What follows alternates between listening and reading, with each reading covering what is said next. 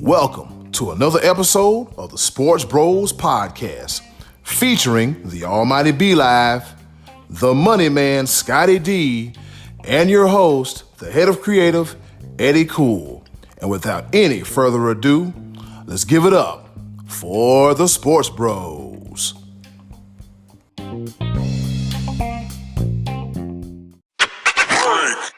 Hey, what's going on, world? This be your boy, Eddy Kool, a.k.a. the HOC. It's your favorite podcast. That's right, you guessed it, none other than the Sports Bros Podcast, episode number 98, and the first of the month of March. And with that being said, spring training, they're already playing baseball games in Arizona and Florida, all over the place.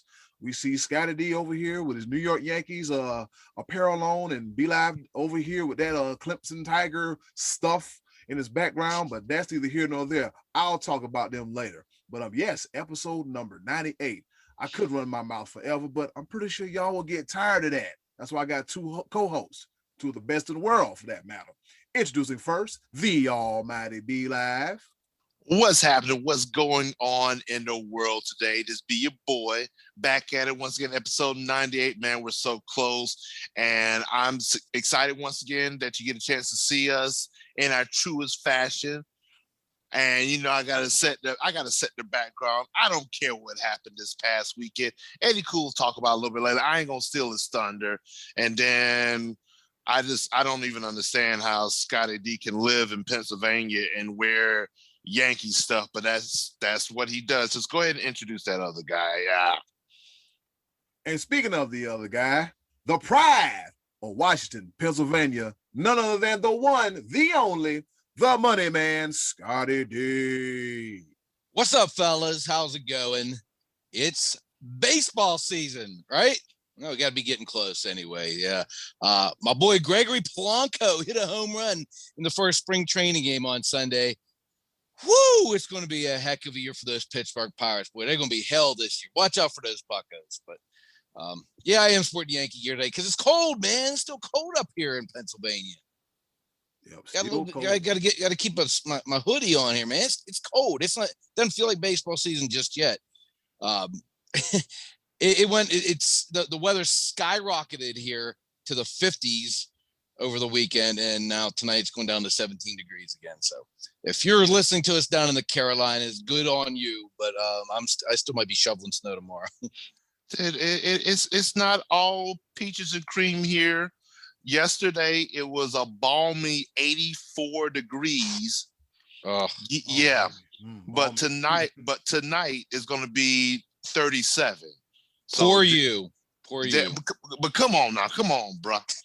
Go from mid 80s to upper 30s in one day. That's a big drop. That groundhog, when I see that groundhog on site. Yeah. Upside his forehead. Well, that being said, fellas, all this chatter about weather, baseball, and groundhogs, let's go ahead and talk some sports, shall we? Let's go ahead and get right into it. Episode number 98. And before we made news, actually before we recorded, the news earlier today was J.J. Watt, he signs with the Arizona Cardinals. And the source, him, because he said so on Instagram. All right, it was later confirmed that J.J. Watt will sign with the Arizona Cardinals to the tune of a 2-year deal, $31 million, $23 million guaranteed up front. Give you all mines, pieces, parts, and everything else. You get what I'm saying out there. So, yes, with that being said, fellas, he reunites with DeAndre Hopkins. And be honest with you, I did not see that coming. And the question I pose to both of you guys is, how will the signing of J.J. Watt impact not only the NFC West, but also the NFC in totality? B.Live, you go first. Well, first things first, the person that's the biggest loser in all of this, Russell Wilson. Because now you add yet another defensive MVP that you've already got. You've got Aaron Donald. There's a few other names. I read this in an article, but now Arizona not only had the number 9 defense, I do believe, at the end of the season, and a passing defense, and now you add somebody with the likes of J.J. Watt to that defense, man, that is going to be something incredible.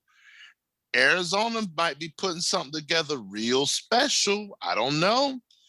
I feel like they're one piece away.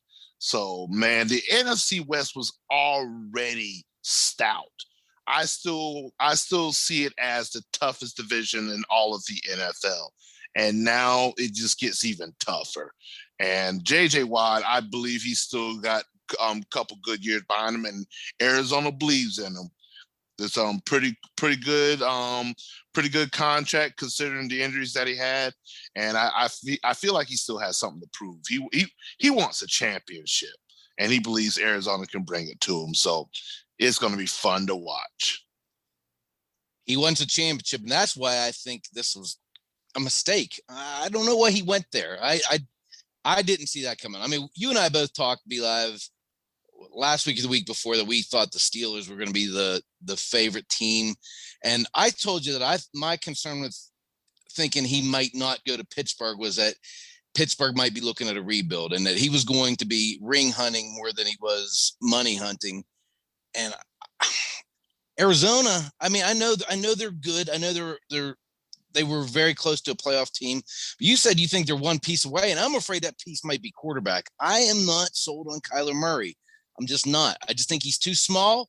He's running around. He's like a little jackrabbit out there. It's hard to catch him. But teams do catch on to that kind of quarterback. And I don't know if he's the guy that's going to get it done. I thought he was going to find his way to somewhere that's already a ready-made contender, like Green Bay or Tampa Bay. Pittsburgh's still a possibility because it sounds like they are going to go with Roethlisberger one more year. So I guess they're not in complete rebuild mode just yet, but I didn't see Arizona. I certainly didn't see that team. Him being from Wisconsin, he went to University of Wisconsin, but maybe he just didn't want the cold. Possibly. I mean, that there's something to be said about that. Yeah, and maybe it could be something very simple. But the thing I like more than anything, there was no drama behind it, nothing drawn out. He literally just went on his Instagram with an Arizona Cardinals t-shirt, him lifting weights, and said, "Hey, this is what happened." I was like, you know what? I can respect that as opposed of sources say and multiple sources say, and the next thing you know, speculate this and then because man, if that ain't what's going on with Deshaun Watson in the Texas right now, if I see one more ridiculous trade probability speculation, I'm going to lose my mind. I love Deshaun Watson to death, and I just come on, Texans, just deal the man away, because I digress a little bit. They better come up with something soon. They might want to start listening to some trade offers. Like I said, I'm still not convinced he's going anywhere. It's a big contract to take on, a lot of money to move. It's going to require a lot of probably draft currency to get him back. Not all teams like giving that up. So I'm not convinced yet Deshaun's going to be anywhere else, even though I know he just recently met with the new head coach, whose name I don't even know. I forget already. But I know he already met with him, and it didn't change his mind. Like, I know that they were hoping to come to some kind of agreement. He was going to say, well, maybe I'll stick around. I'm sure the head coach, whatever his name, what's his name? Do I have to really look it up? I don't really want to go for all that. No, don't worry about it. But he was trying to sell himself on. Point is, he was trying to sell himself to Deshaun Watson, and evidently it didn't go as planned, because he said after that meeting he's still not planning on playing for that team. Now, is he going to do like the Le'Veon Bell thing and like sit out a whole year and miss out a year of getting paid? I don't know, man. I can't see that actually happening from Deshaun Watson, but he seems really, really serious about not playing. I just don't know how a deal of that magnitude gets done right now. Yeah, Dad, he's right. A deal of that magnitude getting done. From a JJ Watt standpoint, it's pretty dope that he gets reunited with DeAndre Hopkins, and he gets to work with that their rookie, their second year linebacker, Isaiah Simmons from B.Live's beloved Clemson University. Go ahead and say it, B.Live. All roads do what? All roads lead to Dabo, baby. All right, now you got that mess out your system. Yeah, all roads lead to Dabo. So that'll be an interesting mix to see what the old bull can bring to the young buck coming up. So yeah, it'll be very interesting to see. Oh, go ahead. I want to ask this to Scottie D, because he said something that just really didn't sit well with me. You said that Kyler Murray is too small. You think he's too small. You do realize there's another quarterback in the same division that they thought he was too small, and all he did was win a Super Bowl. I mean, who's that? Refresh my memory. Oh my goodness, Russell Wilson. We already talked about him. And what's going on with him right now? Hey, he's trying to get to the mountaintop one time, and that's very hard to do. And I think Kyler Murray is a younger version of Russell Wilson. And a lot of similarities. I'll give you that. A lot of similarities, but Russell Wilson is the exception to the rule. That doesn't happen a lot. The small quarterbacks don't win a ton. Maybe if your name is Russell Wilson or Drew Brees, you might sneak in and get a Super Bowl. But those little dudes they have tendency not to win. And when, like I said, it's hard to catch the guy because he takes off and he's so fast. But that doesn't always play out into it's exciting to watch. He's fun to watch. I don't know. I'm not sold on him yet. I'll just say I'm not saying he's terrible. I'm not saying he's not going to be good. I'm just not sold on him yet. I don't think that the Cardinals were like a year away from going to the Super Bowl, and J.J. Watt's going to be that difference maker. I just don't, because you yourself said they already had a pretty darn good defense last year anyway. So that wasn't the issue with them last year. I think the quarterback is. Yeah. We shall say. I still think Kyler Murray is coming into form. But yeah, we could talk about this for days. He could be. Eddy Kool. Yes, sir. Your show, let's make it happen. Yep, fellas, we gonna make it happen. We gonna make it happen. We could talk about this for days. We will talk about this for days when the time comes for it. But moving on to the other news, fellas. Also, Tiger Woods was involved in a single car accident this weekend. The good news is he survived. So here are the details that we know at this very moment. He was involved in a single car accident on early Tuesday morning, February the 23rd in LA. Tiger Woods had to be pried out of the car, aka the jaws of life. He suffered a leg injury, shattered his ankle, and 2 leg fractures, one which was a compound fracture, and he is currently in stable condition. Fellas, I'll tell you what, I'm just glad it's the beginning of the year, but we don't have to say goodbye to one-star athlete like we had to do last year with Kobe Bryant. So, fellas, what's your thoughts on Tiger Woods' accident and his road to recovery? Well, when I first heard it, somebody texted me and said, "Hey, did you hear Tiger Woods was in a really bad accident?" And I don't have tendency to go to the worst possible thought. Like I don't always think the worst right off the bat. So before I got too excited, I said, "Let me see what's going on here. Let me see." Obviously, if the word's already out and there's got to be some news out there. But I have to admit, I did have that little sick feeling like, man, I hope this isn't like another Kobe thing. And thank God it wasn't. So, good news is, yeah, we're talking about Tiger as he's still here, not in the past tense. It's too early, I think, to say, he'll be able to bounce back this and play again. It's just too early. We just don't know enough about the severity of the injury. It sounds like the surgery was successful. And if so, golf isn't as grueling a sport as we know as football. And guys in football and in basketball have come back from compound fractures in their legs before. So I'm hoping we get to see him again. He's already had tons of problems with the back surgeries and, the multiple things. I thought what was really cool was, I watched the golf tournament this past weekend. I'm watching most of them these days, and it was cool to see a couple of these guys come out on Sunday and wear the red in tribute to him. I know Patrick Reed said he wears red. I think he wears red almost every Sunday anyway, because he's already a Tiger fan. And then, but you saw a couple other guys do it this week, Finau and McIlroy, a couple other guys. So I thought that was really cool. And I'm sure that meant the world of Tiger to see the guys that are acknowledging how important he was to them. But yeah, thank God that we're not watching a funeral this week. It was so unfortunate. Like, and Scottie D, I'm definitely glad for your result, because me, 2021, once I went to the worst. I said, you got to be kidding me. I mean, he was such a feel-good story when he won the Masters. We were hoping that he would still be as competitive in other majors and stuff like that. And then the world got flipped upside down. And then to start off this year, we were hoping that, hey, he may come out fresh, and then this happens. And it's just like, I think we're all in agreement that we're so incredibly thankful that he's okay.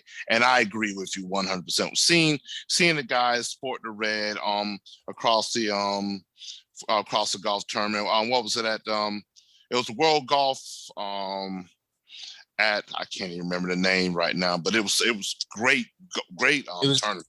It was called the Workday Championship at the Concession, and that was in Bradenton, Florida. So yeah, and it was an incredible golf tournament, and just seeing that tribute and everything. One thing I will say, at the end of the day, I'm still a realist. And as much as I can sit and hope and wonder and pray that Tiger Woods would end up eventually matching Jack Nicklaus for the major record, I see way too much talent out there at this point in time. And maybe I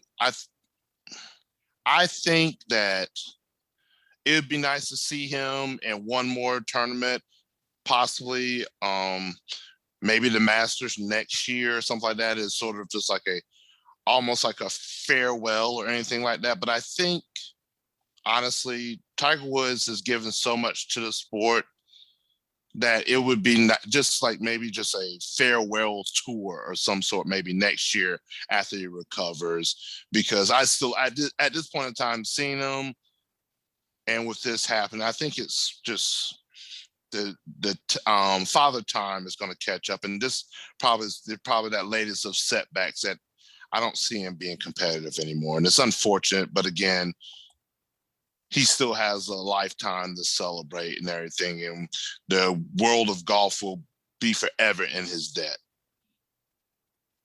Yeah, I agree.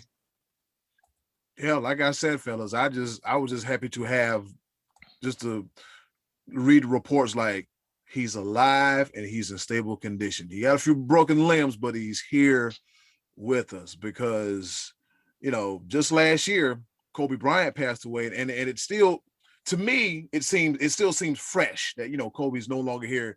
And it just happened yesterday, even though it happened like last year.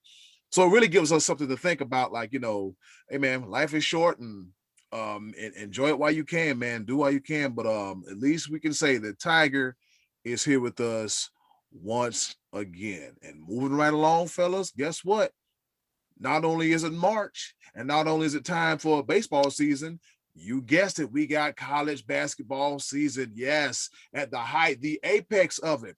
We got conference tournaments kicking off soon. Actually, some of them may be kicking off now. Some of them probably kicked off as early as a few days ago, which was the month of February. But in the words of Almighty B.Live, I digress. So we had a couple key games this weekend. We had Florida State and the University of North Carolina. UNC won, the Tar Heels won. Duke and Louisville.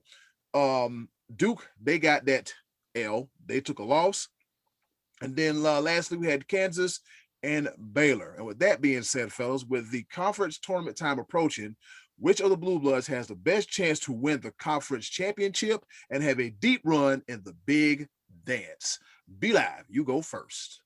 Right now, there are very few teams out there right now that are hotter than Kansas. Kansas, I think, with them beating Baylor, and because Baylor was undefeated, number 2 in the country. Kansas, just a few days ago, a couple of weeks ago, we were just talking about them falling out of the top 25. And what has Kansas done since then? They haven't lost. They haven't lost since the AP poll put them out. They haven't. No, lost. they lost. They lost that game to that's Texas, right. Texas on Tuesday. Texas, that's right. That is yeah, right. They lost to Texas, but they've won. Still. They've won 6 out of their last 7, though, including the big one that you were just talking about. Yeah. Yeah, and the thing about it is you can't sleep on Texas. And thank you for correcting me on that. But that's a huge victory against Baylor. And I think even though because if I'm not mistaken, Kansas has lost to Texas twice now this year, correct? Yeah. So that's a hump. With the Big 12 basketball tournament is going to be something to see. But I give Kansas the best chance. The reason why I say that is with the other blue bloods, Duke is looking like they're not going to make it at all. Not only do they have to beat North Carolina this coming Saturday, they also have to have a huge showing in the ACC tournament, which they have not looked very well. And as everybody knows, I think they have to win it. You think they have that automatic qualifier? I think so. I don't think Duke's an at-large at all this year. It's here's one thing that this is such a rare situation. This is what I say. It's such a rare situation that even as like it's supposed to be unbiased when it comes to the selection committee and everything like that, how do you not put Duke, just the name itself, not in there? You might be right. Yeah. So it might be right. This is very unprecedented, and we've seen worse selections before. But so there's a lot going on. Yeah, Michigan State, another blue blood that's fighting just to get in. Kentucky doesn't have a chance. The only thing they can do is win their tournament. If they don't win the tournament, they're not even looking at the the NIT. That's how bad Kentucky is right now. So it's not been a good year for the Blue Bloods. North Carolina solidified their place in the tournament by beating Florida State. I think that put them in. I think that pretty much gave them a sure-footed situation where they make it into the tournament. But they needed that one. They needed that one. If they'd have lost to Florida State, they were also looking possibly being a bubble team and everything like that. But right now, out of the Blue Bloods, only one has got a sure way in as it stands right now, and that's Kansas. North Carolina should be in. Michigan State, Duke are struggling. I don't think they make it in. And yeah, Kentucky doesn't have a chance in HE double hockey 6. You know, one team, though, that's looking good and looking at a possible, last I saw bracketology, a number 4 seed is that team that's displayed behind me. This is possibly the best I've ever seen Clemson play. Yeah, you can roll your eyes.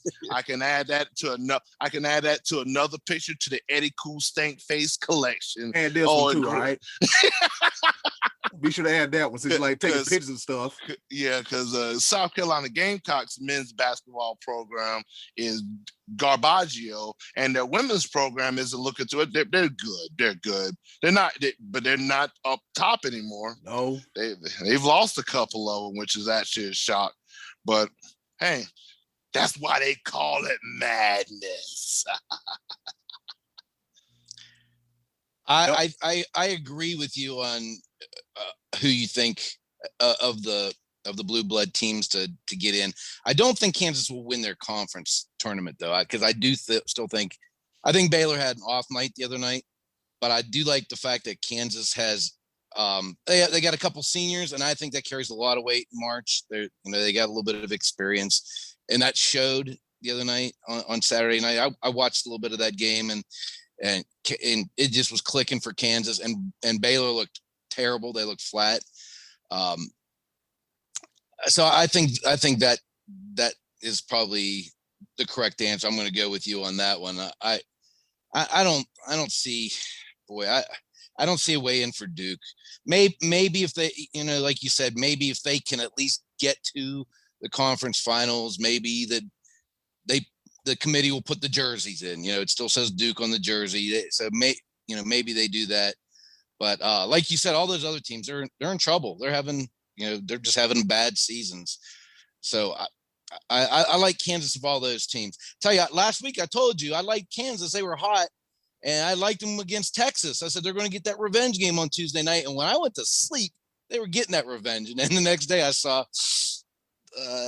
they got bit in overtime, and I actually went to bed mad that I hadn't bet that game, and woke up happy that I didn't bet that game. But I do think Kansas still has a little bit more fight left in them. I think they're going to be still a tough team in the tournament, but I think their conference is loaded, so I think it's going to be harder for them to actually win the conference tournament. I don't think any of them will. Any of those teams that we're talking about are going to win their conference championship. So it might be a surprise. But it's madness. It is madness. It is madness. Might be a surprise. Might be shocker. I mean, that's what March Madness is all about. Expect the unexpected. You remember the Valpos and the Florida Gulf Coast? Yeah, you never know what you're gonna get. I know. I'm looking forward to it. And I tell you, I did watch a couple times. I watched this Luka Garza from Iowa that's being touted as like the player of the year. I wasn't impressed with this kid the couple times I saw him. Now, one of the first time, I forget who they played the first time I watched him, and to me, he just didn't look like he was a dominant player. He looked like a good player, but not like a player of the year kind of player. And then the second time I watched him, he's playing against Michigan, and they were kind of eating him up. Those boys in Michigan, they're now number 2 in the country. They're not to be played with, man. And Michigan they look pretty darn good to me. They got height. They're big. Yep, the Juwan Howard-led Michigan Wolverines. Yeah. Like they say, you got to get a Michigan man to do the Michigan job because he know the Michigan way. If only that could be translated to Jim Harbaugh. That's B.Live's buddy. That is B.Live's buddy. Trying to figure out how in the world do you keep a job and keep losing to your rival in time and time over and over and over again. As the madness ensues in college basketball, we got the halfway point of the NBA season. We got the All-Star break coming up soon, and there's been a lot going on in the first half of the season. Well, fellas, there's no more bubble, so guess what? We have some form of regularity as far as playing basketball in the home arenas. So, Scottie D, we got your Lakers. They recently had a 4-game losing streak. They lost to the Nets, the Heat, the Wizards, and the Jazz, but they snapped it, and they got wins against Portland and Golden State as well, too. I got a 2-parter question, fellas. Between the Nets, 76ers, and the Bucks coming out the East, and the Jazz, Lakers, and Clippers coming out the West, which teams have the best chance to make a run to the NBA Finals? Best run easily in the East is the Brooklyn Nets. Like, it's just too much firepower. As much as it pains me to say, I love defensive, gritty basketball, but man, that's just way too much firepower to be on one team. It's almost unfair, really. Like, only team right now that will beat the Brooklyn Nets is the Brooklyn Nets. They would have to beat themselves. They'd have to shoot themselves. And that's very much possible, but they would be the ones to do it. I don't see anybody stopping them. They would have to stop themselves. And as far as the West is concerned, it's tough because I'm still, why am I still not convinced about the Utah Jazz? Why am I not convinced? Is it because it's just unconventional? Is it because that we just really didn't expect this to happen? And then I'm watching the product on the court and it should convince me, but it still hasn't. I agree. I don't know. I agree. I'm just gonna eyeball the mess out of this.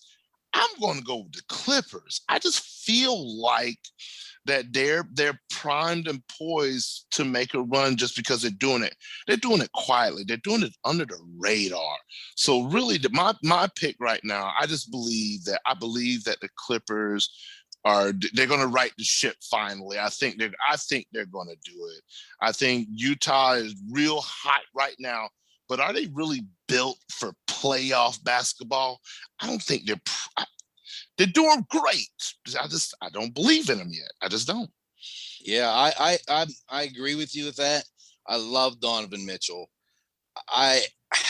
The Clippers, they seem like they're going to implode. I still don't buy playoff P postseason time. Paul George just doesn't show up in the playoffs, and until he does, I can't pick the Clippers. I think maybe for the Lakers, the best thing that could be happening to them right now is that Anthony Davis is sitting, because this dude gets nicked up all the time. So now that he's actually injured, he's going to get a full body heal while he's sitting, and they showed that him and LeBron have chemistry. I think, they get a little bit of time left with Schroeder. I still think the Lakers are the team to come out of the West. I honestly do. And I know that I'm biased towards them, but I actually, that's who I'm going with. And I like the 76ers, but I'm kind of with you, B-Live. I think that if the Nets play ball and let Kevin Durant lead them, they're going to, I think they're going to be the team that comes out of the East. And when this whole thing first came together, I said, they may not have the chemistry to do it. But the problem is, I think the 76ers need Ben Simmons to be a better scorer, and he's not. And I think that will catch up with them in the playoffs, because Embiid's another guy who gets banged up. And right now he's playing like an MVP. He's kind of carrying the Sixers. I just don't know that the Sixers have enough firepower to translate to a 7-game series whenever you have Kyrie, has NBA Finals experience, and Kevin Durant's the MVP. I think that'll show up if it comes down to those two in the East, and I think that it will. Now, I know, Eddie, you were going to actually ask us what team surprises us this year to this point. Yep. At this point, at the halfway point, which team is your surprise team as we approach the halfway point of the season? All right. Well, I'm just going to continue on that. And I kind of asked you to lead me in that because to be making my point, I thought that the Heat and Celtics were going to be more of a factor this year. And I'm more surprised at how bad they're doing than I am at how good any other team are doing. I mean, you could say we're a little bit surprised that Utah is doing as well as they are, but they are, they're a playoff team. We expect them to be a playoff team anyway. But the Heat, a team that took the Lakers to 6 in the finals last year, they just won 6 in a row to get to 500. They're 17-17, and so are the Celtics. And I would have expected a little bit better from both of those teams. They're both looking up a half game back behind the Knicks in the standings. That surprises me a little bit. Well, the Heat, they don't necessarily surprise me because they didn't have Jimmy Butler for a while. He was injured throughout. So that didn't necessarily surprise. What has really surprised me is the Dallas Mavericks. They're near the bottom, and I'm sitting there thinking this year's going to be Luka Doncic this is going to be his coming out party. This is where because I saw him I literally see him as the new age LeBron James with his talent. Like his IQ, his smart, his ability.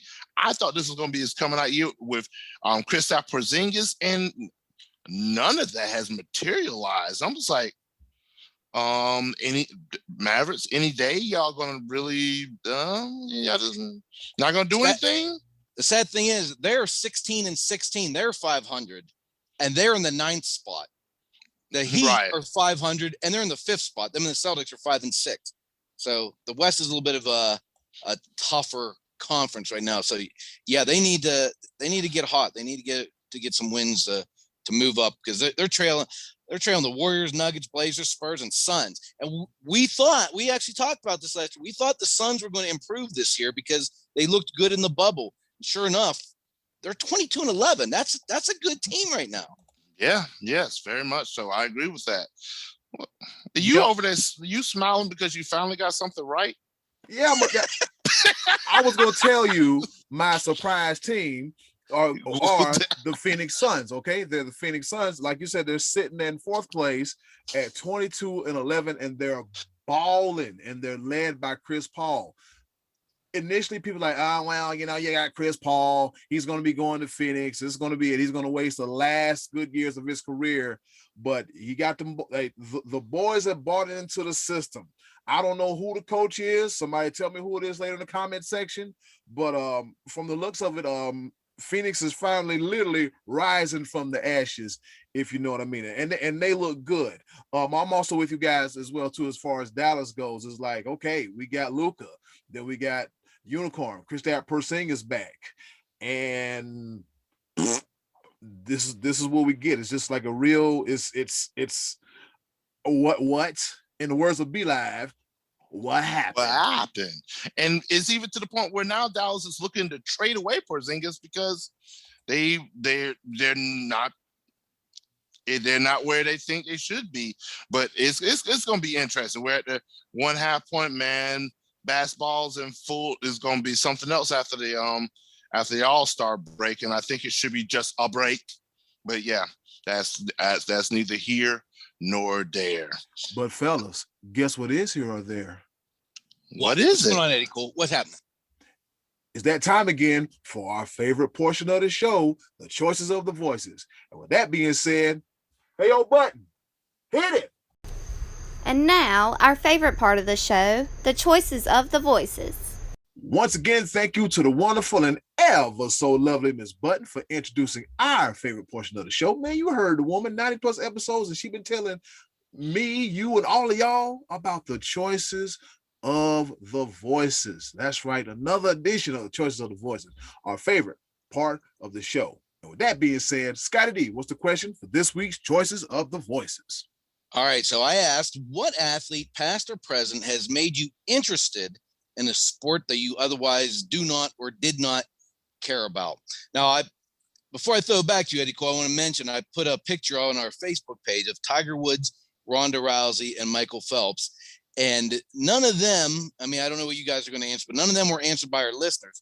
But check this out. I got a private message from one of our missing regulars here, and that is none other than Martin Tracy, aka Matty Ice.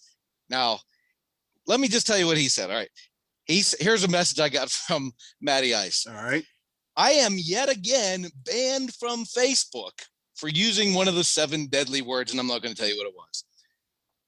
But here is his answer. He said before his emphatic answer to this question is Tracy Lords.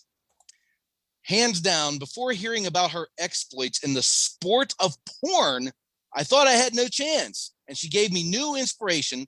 And although I have never made it in that sport, I truly enjoyed the grueling, unending hours trying to achieve that game-winning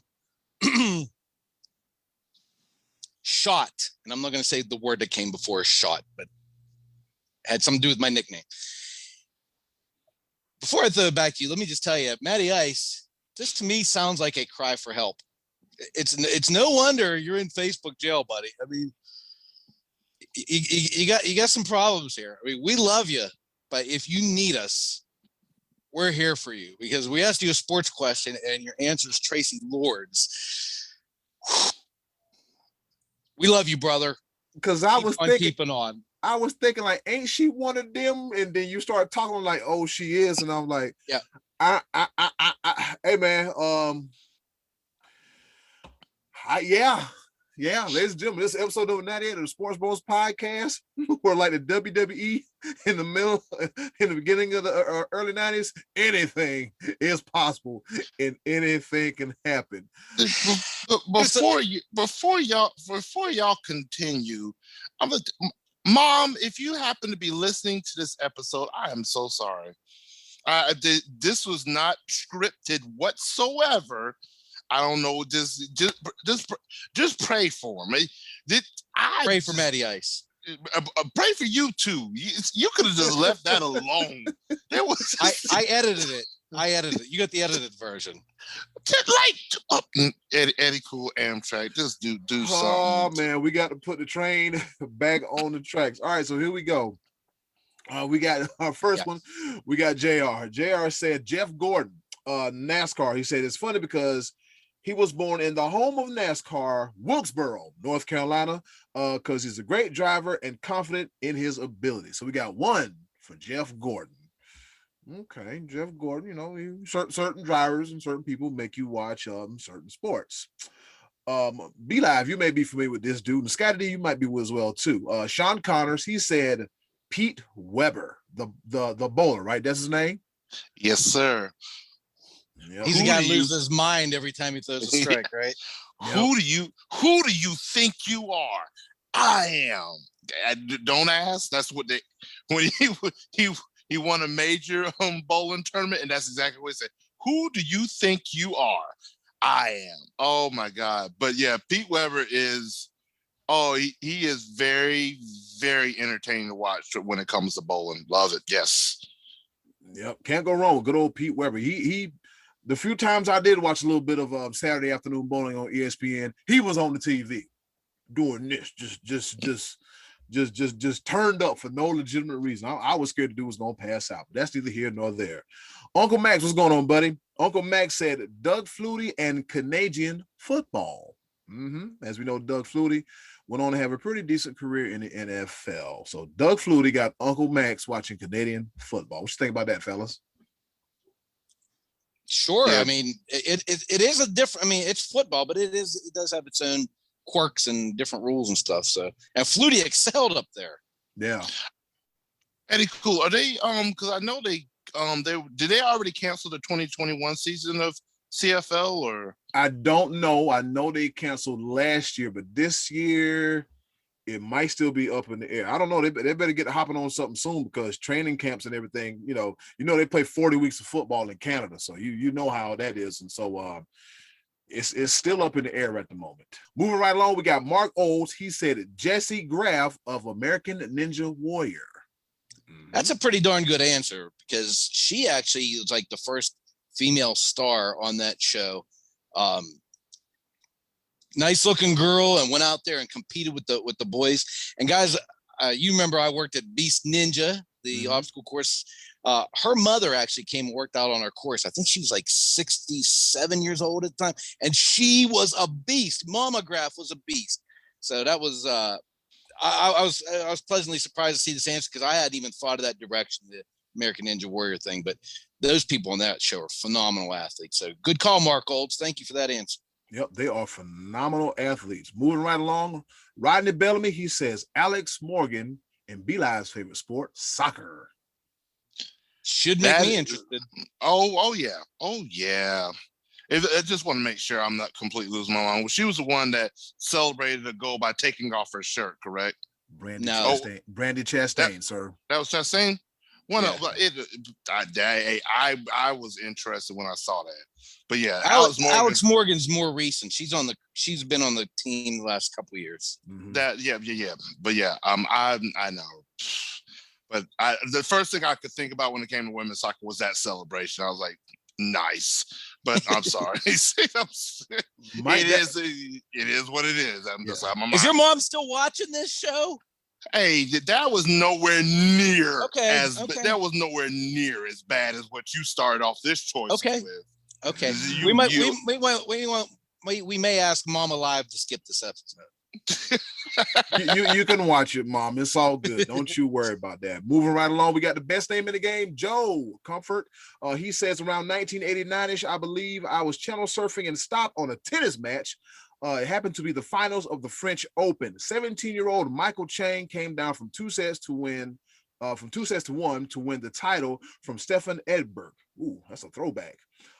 Here was a kid my age running up and down the clay court like a man possessed. I'm not the biggest tennis fan, but that match opened my eyes to the skill set that it takes to play the sport and gave me a newfound respect for it. Michael Chang. Okay, I can dig that. Yeah, I like that, because a lot of us don't watch a lot of tennis. And Stefan Edberg actually is one of probably my favorite tennis players. I used to love watching that guy play. So thanks for the answer there, JoJo Comfort. Yep. I got a quick question, because he said he was channel surfing around 1989. Was he channel surfing between 3 channels? That's all we had back then. I don't know about y'all. Some 89. I might. Come on. Might have 4. Might have PBS. Oh, you guys are wild. We might have had PBS. You know how it was 3, 5, 6, and and then 26, 67. Scott, did you have cable? MTV was 9 years old then. MTV was 9 years old at that point. Oh, I guarantee you, I didn't have it. I still had the bunny ears. Yeah. I see. Out of the 3 of us who grew up privileged. Oh boy, moving right this along from there. Hot right now. Jesus Christ, here we go. This episode is hot right now. Come on. Oh boy, with another hot take. Give me my train. Let me move right along. Trey Dizzle. He said my son made me interested in soccer when he started playing. He's the #1 goal scorer on his whole league, and I love nothing more than to watch soccer when he's on the field. Okay, we can yeah. I can't say anything bad about that answer. Nomination for the best choices answer ever, because that was heartfelt, and that's something that we never get from Trey Duke. So it's as many bad answers he's given us. Yeah, that's definitely that's the difference between light and dark right there, man. Really, you caught me right there. You can see right there. I caught there's a little tear going down my eye from that answer. That's awesome. No, that was a great answer, Trey. Yeah, we love that answer, man. I was waiting on some foolishness, but Trey Dizzle, thanks, man. We appreciate that. We appreciate that. I can't even bang on soccer. I have to read that answer. That's a great answer. Nope. You bet not. Oh boy, here we go. Fist of Fury, episode 98. All right, here we go. We got terrible Pete Talansky. He said, I watched a lot of sports growing up, but was never a huge basketball fan. But I started watching it because of Willis Reed. I know he played before my time, but they constantly played that clip from Game 7 against the Lakers in 1970, and it made me want to watch basketball more. Okay. Well, yeah, always a good feel-good story about the home team and everything. So that's definitely respect for that. Yep, good old Willis Reed. You can't beat that. Yeah, you know, just I'm down, but I'm not all the way out. All right, Craig Burns, he said before Eric Heiden won an unprecedented 5 individual gold medals and set 4 Olympic records and 1 world record at the 1980 Winter Olympics, I knew nothing about skating. Eric Heiden was the most successful athlete at those Olympic Games, single-handedly winning more gold medals than all nations except for the Soviet Union, who won 10 that year, in East Germany, who won 9. He is the most successful Winter Olympian from a single edition of any Winter Olympics. As a 14-year-old hockey player, I was stunned and thrilled like everyone else in the U.S. When the U.S. won gold in hockey, but Eric Heiden is who I wanted to be. And fortunately for me, in 1980, one of my 3 channels was picking up the Olympics. So I remember actually watching Eric Heiden. He was the speed skater. He was always wearing yellow. They wore like a yellow, it's like almost a goldish color. And I remember it seemed like he was on TV a lot. And that's why he was collecting gold medals like crazy. So that's a cool answer. Olympic sports are actually like a pretty good answer for this, because I think all of us get more engaged. You know, we're not going to watch some of these Olympic sports year round, but you know, you see these different things every 4 years, and that's pretty cool. So I like that answer. Thank you, Craig. Yep, that's a good one, Craig. That's a good one. All right, and last but not least, we got Brian Early. He left an image, and all I got to say is women's volleyball. And he put the quote, I watch volleyball for the sport. Yeah. So Brian Early, he watches women's volleyball. I wonder if he can name one. I can name 2. No, I'm lying. I can name Gabrielle Reese, and then that's it. That's all I can do. That's all I got. Yeah. But it is worth going to my Facebook page and looking at the picture. Yeah, I'm looking at it right now. Anyway. Easy killer. Easy. Yeah, like I said, there's a graphic. I mean, it's not like, oh God, graphic, but it's like, okay. Gotcha. We understand. What is going on with this episode? I should have never read the Matty Ice answer. Yeah. You started this mess, and yeah. All right. This is what everybody comes here for. We got off the rails here on this one a little bit. And that, with that being said, Scottie D, who was your athlete that made you watch a sport that you could have cared less about? All right, I actually, this was kind of tough for me because I watched so many sports. I thought about Serena Williams, but I like tennis. And I thought about hockey and Mario Lemieux. Mario actually really got me into hockey. But the athlete I'm going to go with that made me interested in the sport, not necessarily watch it, but made me interested, was Lance Armstrong, because I could care less about the Tour de France. I never liked it. I didn't watch Lance Armstrong pedal a bike up the mountains. But when the Tour de France was going on, those 5 or 6 summers that he was, dominating, every night on SportsCenter, I wanted to see what he was doing. I wanted to keep up with, is Lance going to do it again? Is Lance, because initially, he came back from beating cancer. I mean, this is a guy that was like in deep with cancer. It wasn't just like he had a cancerous mole removed.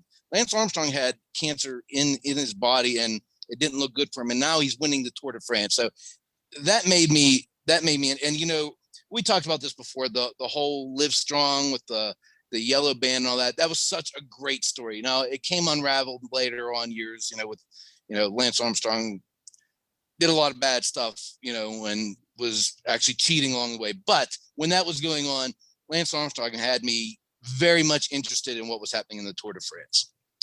B.Live?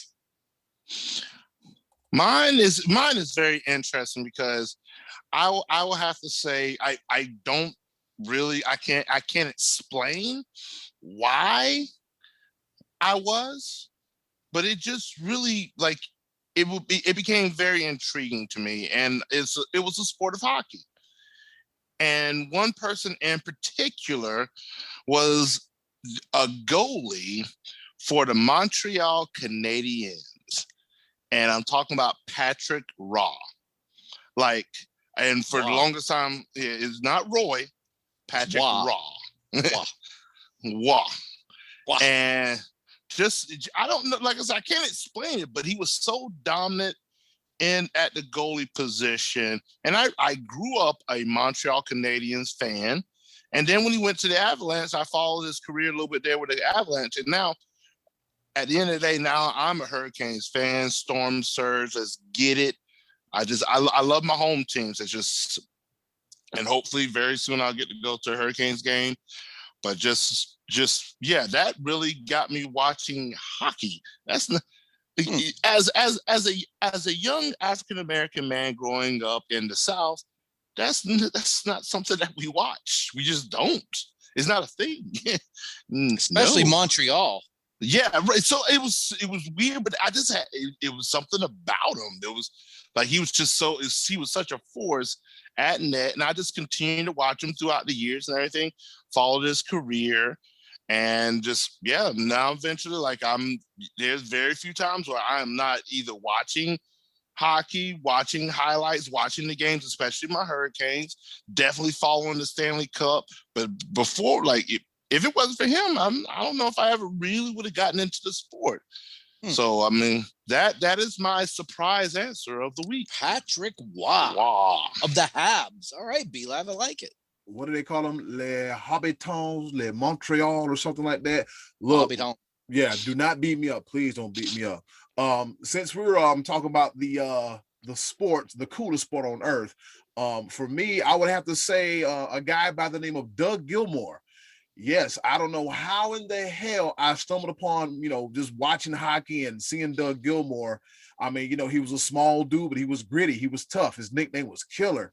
I think I wound up, I played Sega Genesis growing up, and, I was starting to play sports games. Football was cool. I always loved football, but it was something about hockey that was intriguing. I was like, oh, they got pads and they fight and they sit in the penalty box and they score goals, and it just had this allure to it. Just like B-Live said, a lot of African-American guys in the South, and the hockey's like, what the hell is wrong with you? But I guess, we just like different things. I mean, I grew up being a Doug Gilmour fan so much too. I have a few of his hockey cards in my collection. Yes, I've even purchased a Toronto Maple Leafs jersey. I was mad because I couldn't get the Doug Gilmour jersey, and I followed him from Toronto all the way to his last tenure with the Blackhawks, and he spent time with the Sabres, and I did a little deep dive on Doug Gilmour when I got a little bit older. He has the Stanley Cup with the Calgary Flames as many years ago. I think something happened one time in the Western Conference Finals where there was a phantom call, and I think he got hit or something like that, and Wayne Gretzky had something to do with it, and the refs botched the call and stopped the Maple Leafs from going to the Stanley Cup Finals. So, I would say Doug Gilmour got me watching hockey, because to be honest with you, I couldn't give a damn about some damn hockey. Not at all. That's great. That's a great answer. Yep, not at all. Honorable mention, hockey's still also related, but when it comes to, again, for the brother, man, Jerome McGinley. Yeah. Jerome McGinley was another, wait, what? We got a bruh on the ice? We do? And I also want to take the time to look him up real quick, I have to say this because it has to be done. I guess his full name, just wait for it, is Jerome Arthur Lee Adekunle Tig Jr. Elvis Aginla. That's a big name. That's damn near an acronym, ain't it? I just was pulling them up. I like to Google things. I was like, wait, what? Jerome Arthur Lee Adekunle Tig Jr. Elvis Aginla. All right. Eddy Kool, Amtrak. Wow. Before you Amtrak, let me just tell our listeners a little something. But I met these guys. These guys are lifelong friends, Eddie and B.Live here. These guys have been friends forever. I met these guys years ago when I was running a karaoke show at Overtime Sports Cafe, the old bar back in North Myrtle Beach. And it was a great place to be on Friday nights. Yeah. But I can remember a night sitting there, and we always had the highlights going on. And these guys and their other friend, JR, were all sitting around talking about hockey. And I remember thinking, these boys got it bad for sports. When I got three brothers in here in the South talking about hockey, I was so impressed. And that actually always stuck with me. And a few years ago, when Eddie was putting posts on Facebook, and I said, this guy's got it bad for sports. We should do a podcast together. But that was always rooted in what knowing that these guys loved this stuff. When I saw a couple of guys like this, my friends now, when I was just getting to know them, talking hockey at a sports bar probably 15 years ago. So that's great that both your answers went to the NHL. we just a bunch of sports junkies, baby. We love what we love. If it's sports and physical contact, physical altercations, we love it. We ever so love it. Yeah. So we got a couple of hockeys, and we got Lance Armstrong, but overall we got another action-packed edition of the Choices of the Voices. With that being said, Scottie D, what's on tap for next week? All right, we're getting into it. Is officially March now, so we're going to talk a little college basketball. I'm going to ask you next week, tell me who is on your Mount Rushmore of college basketball players. Your Mount Rushmore. So if you don't know what Mount Rushmore is, looking for 4. Your Mount Rushmore of college basketball players, and keep it to people that you've seen. If you were born in the year 2000, don't put Christian Laettner because we know you didn't see him play college basketball. But the only one that can cover all the way back to the beginning of time is Uncle Max. He can put anybody. It's actually going to be harder for him because he has more time to cover. But let's go with your Mount Rushmore of college basketball players that you've watched, and that will be the question for the Choice of the Voice next week. Look for that on Facebook. So Uncle Max probably remembers when Kareem Abdul-Jabbar was Lou Alcindor. I'm just saying. Oh, definitely. B.Live, these jokes write themselves. Uncle Max, we love you, baby. That's not a joke, though. That's true. Yeah. That's true. That wasn't that long ago. I mean, that had been the 60s, the dominance of UCLA, and let's see, that was you do realize the 60s were 60 years ago. It was late 60s. 50 some odd years ago. Late 60s, early 70s. So yeah, but no, I didn't. Hey, you Uncle Max, I didn't say it. It wasn't me this time. But that's why you're in the Hall of Fame. That's why, because we love you. Hi, Uncle Max. We can wave, and he's gonna wave back to us. My man. All right, and that's it for another edition of Choices of the Voices. Come back next week. Please come back next week. Okay, boys, let's bring it home with a round of pepper. All right, you heard the woman. She said, let's go home. We're going to take her home for a round of pepper. You know how we do it. 3 topics, rapid fire style, kind of, sort of, not really. You might learn something. We might tell a good joke. It might be somebody's birthday. It's kind of like a bag of mixed nuts. You never know what you're going to get in another round of pepper. With that being said, I'll go first. B.Live, you're going to like this one. All right, my first pepper point goes out to Andrew Eister of the South Carolina Gamecocks as they beat the Clemson Tigers twice twice this weekend in walk-off fashion. All right. There was supposed to be 3 games, but of course, things happened, and the Friday game got canceled, and the makeup date for that game will be May the 11th. Andrew Eister, yes, he got 2 walk-off game-winning RBIs. The South Carolina Gamecocks, they won Saturday night with a score of 3-2 in 11 innings and 8-7 at the bottom of the ninth. So, Andrew Eister, let's get it. USC, go Gamecocks. Over to you, Scottie D. Gotta let that one simmer for a second.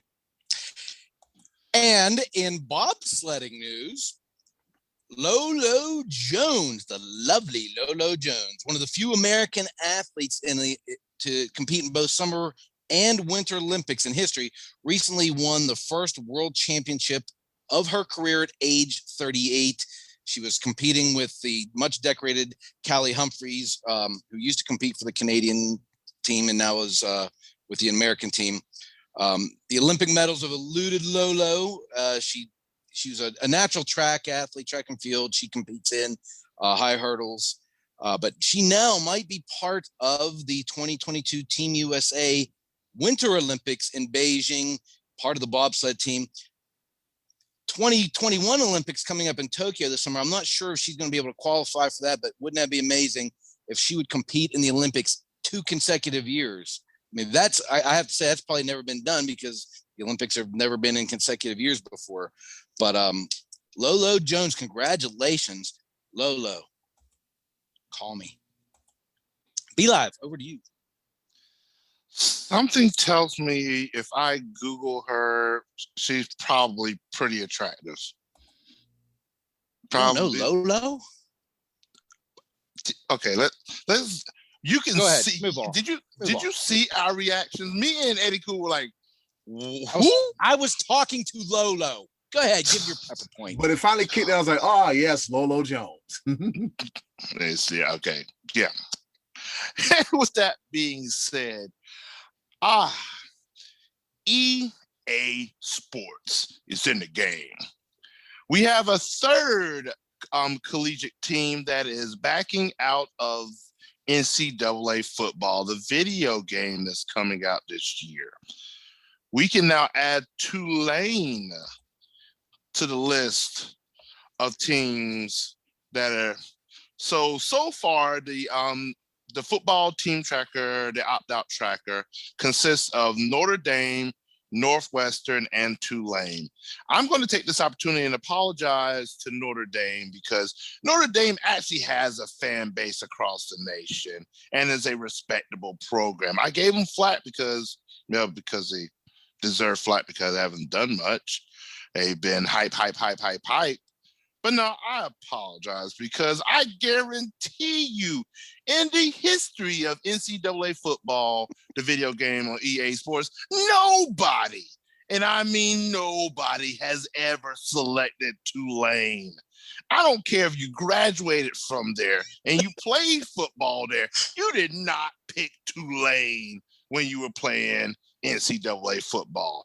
And Eddy Kool, the ball.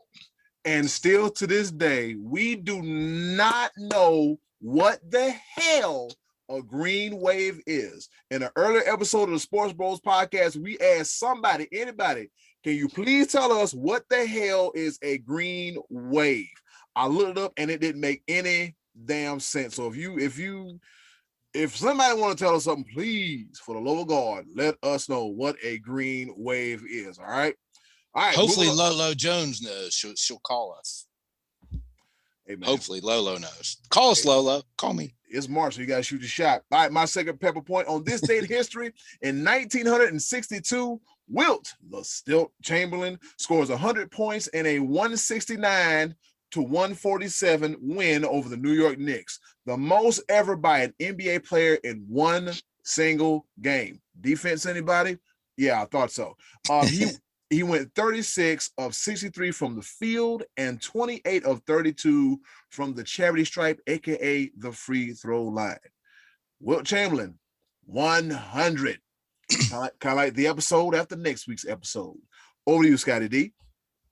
Nice segue into the 100th episode coming up. All right, so Tony Finau watch did not produce a win this week. Tony Finau finished in 14th place, 9 under par at the Workday Championship at the Concession in Bradenton, Florida. Not a bad weekend. Colin Morikawa was the winner at 18 under. He finished 3 strokes ahead of Victor Hovland, Brooks Koepka, and Billy Horschel. Victor Hovland, guys, I don't know if you're watching this, but on Friday, on his final round, on his final hole, which was the 9th, he played the back 9 first, finished on hole 9, had an 8, a quad, and that was with a 1 putt. He kind of pulled a Scottie D and was going back and forth over the green, into the trees, into the sand, back into the trees, drop, ball rolls back to his feet, and 1 putt for an 8. He went from 2 under at the time to 6 under, and yet he still gutted it out, and he finished 3 shots behind. If he pars that hole rather than an 8, oh man, Victor Hovland would have been right in there. But Colin Morikawa is the winner. Tony Finau watches on. We'll see you next week, Tony. Best of luck. B.Live, over to you. The Tony Finau watch. I love it. Now, we still sticking with college football because we've got a little bit of spring football going on, and I'm not talking about the Fan Control Football League. I will talk about that later because that's just what I do. You can, it's my turn, sir. Your mouth. Anyway, but unfortunately, all good things must come to an end. North Dakota State University. Winner, chicken dinner. Life after Trey Lance. They finally lose a football game after an unprecedented 39-game win streak. They lose to Southern Illinois, and they lose actually in very convincing fashion. But they are now getting used to life after Trey Lance. Trey Lance will definitely go top 10, most likely top 5 in the NFL draft. And it was evident this past game that they sorely miss him, but all good things must come to an end. Congratulations to Southern Illinois, and gives us a little something more to watch when it comes to the football championship subdivision, aptly known the FCS. Eddy Kool, the ball. All right, so here we go. They say Trey Lance just might go to the Panthers. Interessante. Can't wait for the draft. Coming up soon. All right, ladies and gentlemen, my third and final pepper point. I want to give a happy birthday shout out to Big Ben Roethlisberger. He was born on this day back in 1982. Ben Roethlisberger has done a lot in his career. He's a 2-time Super Bowl champion, a multi-time Pro Bowler. His last game in a losing effort, he threw for 500 yards in a losing effort. But yeah, Big Ben, one of the current OGs of the National Football League. Hard to take down. Tough. A great quarterback. Once again, happy birthday to you, Big Ben Roethlisberger. I'm going to catch hell because I'm close to Cleveland, but hey, man. Third and final pepper point. It is what it is. Over to you, Scottie D. All right. As you see, I'm in baseball mode, and I just wanted to bring up, we have already had maybe what could turn out to be the best baseball moment of the season in spring training game. First baseman for the Orioles, Trey Mancini, came to the plate for the first time in 2 years on Sunday. Trey Mancini in 2019 batted .291 with 35 home runs, and was then, prior to the 2020 season, diagnosed with stage 3 colon cancer. And he made his comeback to a standing ovation from not only the fans at the spring training game, but the Pittsburgh Pirates, who they were playing. Fortunately for him, they were playing the Pirates because then he got a hit, which made it even for a nicer moment. But the fact that this cat's coming back already from stage 3 colon cancer and is getting back into the swing of things, they were expecting big things from him last year. So good luck to this kid. I hope he has a great year this year. Again, he's only 28 years old, so he's still got plenty of time to have a good major league career. So Trey Mancini, welcome back to the Bigs. B.Live, Over to you. That is an awesome, definitely a feel-good story right there. Here's another feel-good story, as promised, third and final pepper point from your boy. Let's talk about the Fan-Controlled Football League. And why do we do this? Why? Go ahead. Because it irritates the crap out of you. That's literally the only reason why. That is just to get a ruse out of you. But this past week, week 3 of the Fan Control Football League, saw actually a very special guest to the program. And this lets you know that it is legit when Joe Montana comes onto the scene for the Fan Control Football League. He was a special guest this weekend, and it was awesome to watch. Also, shout out. It wasn't awesome to watch. It wasn't awesome to watch. Because you gonna let me finish. You gonna let me finish. Wasn't awesome. Go ahead, finish. Shout out to my man Marshawn Lynch, the co-owner of the Beast, as they improve the 3-0, the team that I'm the offensive coordinator for, because I get to pick their plays on offense. Love it. Yes, sir.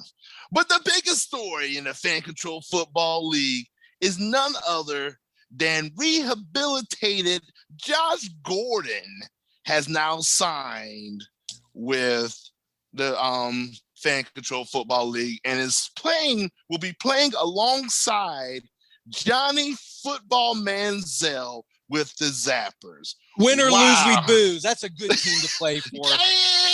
Exactly. Or as the Miz will say, correct. You know what? I'm a sucker for it. Guess what? I'm going to be watching week 4. I got to see it. It's going to be ridiculous. Josh Gordon is 6'3", and he's still a freak of nature when it comes to being a wide receiver. No matter how much weed he smokes, it's going to be ridiculous. The average height of the wide receivers in the Fan Control Football League is like 5'8", 5'9". So Josh Gordon is going to tower over these guys at 6'3". He obviously is going to be able to run faster than everybody on the field, unless he hasn't laid off the weed, which is already obvious because he got suspended indefinitely. But hey, he's got a home with the Fan Control Football League, and I absolutely love it. Scott, if you want me to not talk about it anymore, stop reacting, because I thoroughly enjoy the pain, the sorrow, and the misery that this brings you when I talk about these leagues. Your must-see athlete, the last style bender, Israel Adesanya, is fighting for the light heavyweight title this coming Saturday night. You're talking about the Zappers? They don't even have a city. They're just the Zappers. They could be like the Food Lion Zappers. You know, somebody with a team with a sponsor. They could be the Walmart Zappers. They don't even have a city or. Israel Adesanya is fighting this weekend. Watch that, not the Zappers. I think I just found the title for this week's show, the Food Lion Zappers. Food Lion, please don't sue us. Just make sure you got that good old Roger Wood sausage on deck, okay? Oh, yes. Oh, the podcast is complete for me. We've had yet another Money Man rant. Yep. And with that being said, we all three got our pepper points out the way. Ladies and gentlemen, thank you for listening to another wonderful, action-packed, and off the chain episode of the Sports Bros podcast. Coming back at you next week, episode number 99, the Wayne Gretzky edition of the Sports Bros, if I could talk straight, the Sports Bros podcast. I'm not going to edit that out. I'm going to leave it in there. That's how you do with this video thing. You get used to it and you adjust on the fly. With that being said, we get ready to get up out of here. With that being said, B.Live, where can they find you?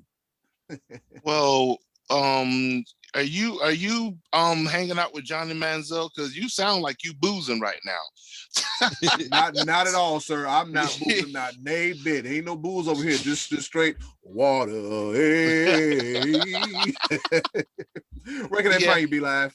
Hey, you can actually find me at home because today was the first day of my new job. I get to work from home as a tech support analyst for Apple. So if you have any trouble with your iPhones, your iPads, your AirPods, and soon your Mac OS systems, your Mac Pros, and all that other stuff, you'll be able to call Apple, and then you might get connected with me at some point in time.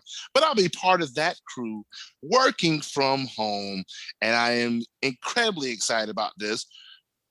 And while I'm also at home, I'm going to continue to be working on all of the Sports Bros content on our social media sites. For what was it? Lolo, Scottie D is Lolo. What was her name again? Lolo Jones. Come on, Lolo Jones. If you could check us out on our Instagram, Sports Bros Podcast, you can hit the money man Scottie D in the DMs. How about that? She can't call you without a number, so you don't call people anymore. I said you hit them in the DMs. I'm trying to look out for you. You gotta 4, 3. Oh, what's your Twitter account, Scottie D? Yeah, tell them about your Twitter account. Just check us out on all our Sports Bros podcast, social media sites. Check out our YouTube channel. We're adding new content every single week. Man, oh man, love it very much. Yes, sir. Hey, Scottie B.Live, D. you do. Yeah, go ahead. Hey, Scottie D. Oh no, go ahead. I was gonna say, B.Live does the what happened thing and does some great stuff. You guys, these two guys are very talented when it comes to this stuff. I actually just heard of Twitter last week. It's brand new to me, but go ahead, Eddie. Scottie D said, what do the kids call it? A handle? Yes, Scott. It is called a handle. And with that being said, Scottie D, let Lolo Jones and the rest of the world know where they can find you. I am going to actually tweet during the UFC pay-per-view this Saturday night. I'm going to tweet something a couple times. The kids call it tweeting. So I'm going to tweet a little bit on Saturday night at Money Donley. And you can find me on Facebook. That's where I post the question of the week. Lolo, we're going to talk soon. See you soon. And just wanted to give a special rest in peace shout out to Irv Cross. I used to watch this guy on football Sundays every week when I was a kid. He was part of that. I think CBS is what he was on the pregame. And I think he was the first African-American to be regularly featured on a pregame panel. And he was cool, man. I liked Irv Cross. He was on that great pregame show. So shout out to him. And that's it. Lolo, call me. Hit him up. I think Scottie D may still have a pager. He just might have a pager still. Never had one. Never had one? No, never had one. I've had a couple of them. I have taken the time to Google Lolo Jones and wow. Yeah. I'm sorry. Eddy Kool, you better finish this. Yeah, I'm about to finish this. Yep. You can find me on the sports. I'm going to mute your mic. You keep cutting up too much. You can find me on the Sports Me app at SportBro19, talking about sports, debating points, telling good lies and bad jokes. Shout out to them for featuring us on their feed as well, too. Sports Me app. Go check it out. Talk some sports, make some friends, and just be happy. You can also check me out on Instagram, Cool Season, all one word. If you do the Snapchat thing, Super Cool 5000. I got a Twitter too at The Real Eddy Kool, and all of the aforementioned Sports Bros podcast social media platforms. Somehow, some way, we got 2 WordPresses, but we'll figure it out. We'll keep you updated. And don't forget to check out that YouTube channel where you can finally, see these handsome, wonderful, and beautiful faces. Because Scottie D's looking for Lolo Jones, and now she can see. Yes, eye candy. That was she can see what she's getting into before she get too deep into it. All right, fellas, we got anything you want to say before we get the hell up out of here? Eat some dinner and watch some wrestling? For anybody that doesn't know, the almighty B.Live, my name is coined from the almighty Bobby Lashley, and I'm rooting for him to become the new WWE heavyweight champion. Hopefully that happens. That happens tonight, or it happens at WrestleMania. But either way, he is getting the push that he deserves. Yes, sir. UFC 259 this week. Watch that one. Oh yeah, 3. What was the thing? It was like 4 champions, 3 matches. So, yeah. Mm-hmm. Because Adesanya moved up in weight class, so there's gonna be 2 belts. Well, he's keeping his belt, of course, but he's going for the light heavyweight belt or not? Yeah, light. and it's, Yep, and Jan Blachowicz is no pushover, so it's gonna be but until I see Adesanya lose, I'm not going to bet against him. And I think Piotr Jan is defending the bantamweight title. Aljamain Sterling's guy he's fighting. I think Amanda Nunes is fighting on this one too, defending one of her championships. So it's a loaded card. Loaded. Yes, I will be watching UFC. Don't worry. I can always go back on Twitch to watch fan control football. But that ain't going nowhere. They only play on 4 games, and it's about time for the playoffs. Yeah, they got 4-week season, then playoffs. It's funny. It's entertaining. It's funny. I just want to see Josh Gordon just run like a gazelle up and down the field. That's all I want to see. That's all I want to see. He had a matter of fact. I was watching a video about him on what's my man channel? What's his name? His name is Flimlo Raps, and he had like a little autobiography, kind of like what happened to Josh Gordon. He had a 2-parter series, and I also watched one about Johnny Manziel as well too. Both interesting watches. I'll probably post those on the social media platform of the Sports Bros podcast, also known as the Facebook like page. And in closing, do something nice for yourself, and if you can, do something nice for someone else. They'll greatly appreciate it now more than ever. Please, if you can, be a blessing, not a burden, and don't be an ass. Wear your mask. It's been another episode of the Sports Bros podcast. See you next week, episode 99. Y'all take care. Yes, sir. And we out. See y'all. Bye. You know, man.